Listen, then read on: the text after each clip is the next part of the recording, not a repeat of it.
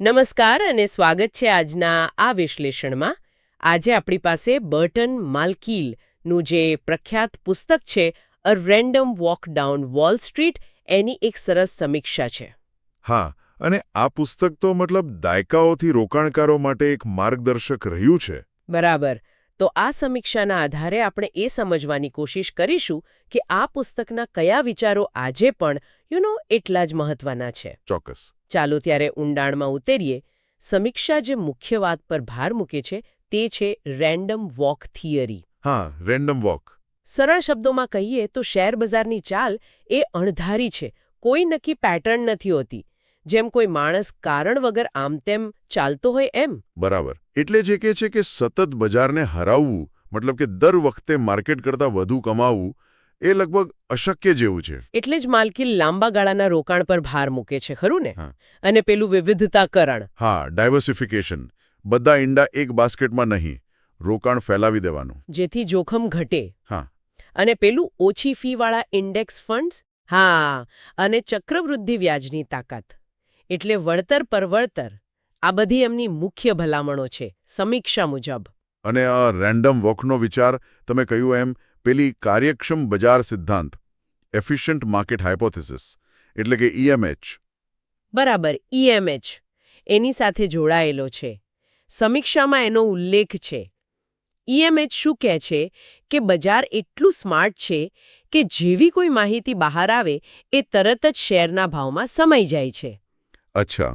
હા, એટલે કોઈ છુપી માહિતીના આધારે કે ભાવની કોઈ ખાસ પેટર્ન શોધીને સતત ફાયદો કરવો એ બહુ જ મુશ્કેલ છે. તો પછી આ સ્ટોક પિકિંગ, મતલબ કે સારા શેર્સ શોધવાની મહેનતનું શું? એ નકામું ગણાય? શું બધું નસીબ પર જ છે, સ્કિલ જેવું કંઈ નહીં? સમીક્ષા એ તરફ જ ઇશારો કરે છે. જુઓ, EMH પ્રમાણે ઘણીવાર જેને આપણે સ્કિલ માનીએ છીએ એ કદાચ નસીબ જ હોય.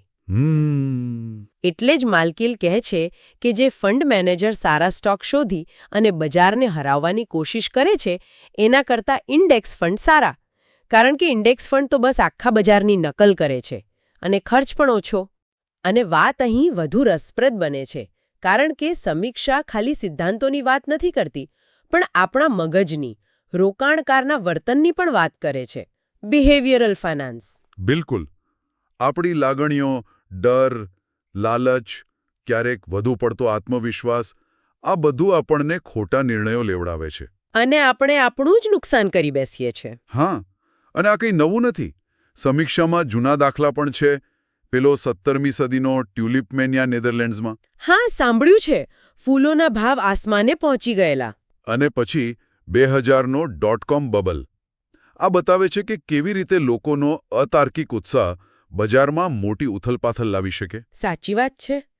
એટલે શિસ્ત બહુ જરૂરી છે. એકદમ. શિસ્ત અને ધીરજ. સમીક્ષામાં ડોલર કોસ્ટ એવરેજિંગ જેવી પ્રેક્ટિકલ રીતનો પણ ઉલ્લેખ છે. હા, એટલે કે બજાર ક્યારે ઉપર જશે ને ક્યારે નીચે એ વિચાર્યા વગર નિયમિત રોકાણ કરતા રહેવું. દર મહિને થોડું થોડું. એનાથી ભાવની સરેરાશ નીકળી જાય. બરાબર. અને શિસ્ત પણ જળવાય. અને ઇન્ડેક્સ ફંડ્સનો ફાયદો પણ એ જ છે. આંકડા બતાવે છે કે મોટાભાગના એક્ટિવ મેનેજર લાંબા ગાળે ઇન્ડેક્સને નથી હરાવી શકતા, ખાસ કરીને ફી ગણ્યા પછી. સમીક્ષા એક વાત સ્પષ્ટ કરે છે કે આ પુસ્તક ઝડપથી પૈસાદાર બનોવાળા લોકો માટે નથી.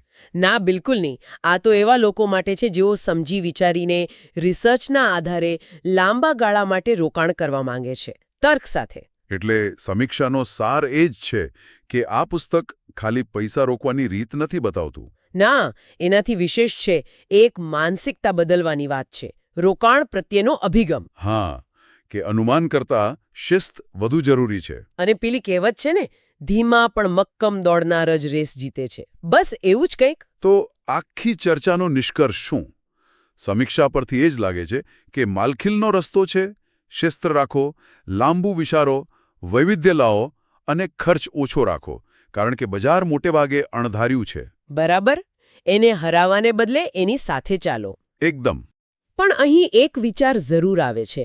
અત્યારે જે રીતે એલ્ગોરિધમિક ટ્રેડિંગ અને AI બજારમાં આવી રહ્યા છે, હા, ટેકનોલોજીનો પ્રભાવ વધી રહ્યો છે. તો શું આ રેન્ડમ વોક થિયરી હજુ પણ એટલી જ લાગુ પડે છે? શું આ નવી ટેકનોલોજી કોઈ એવી પેટર્ન્સ શોધી શકશે જે પહેલાં પકડાતી ન હતી? રસપ્રદ પ્રશ્ન છે. શું આ એઆઈ માલકીલના મૂળ સિદ્ધાંતને કોઈ રીતે પડકારી શકે?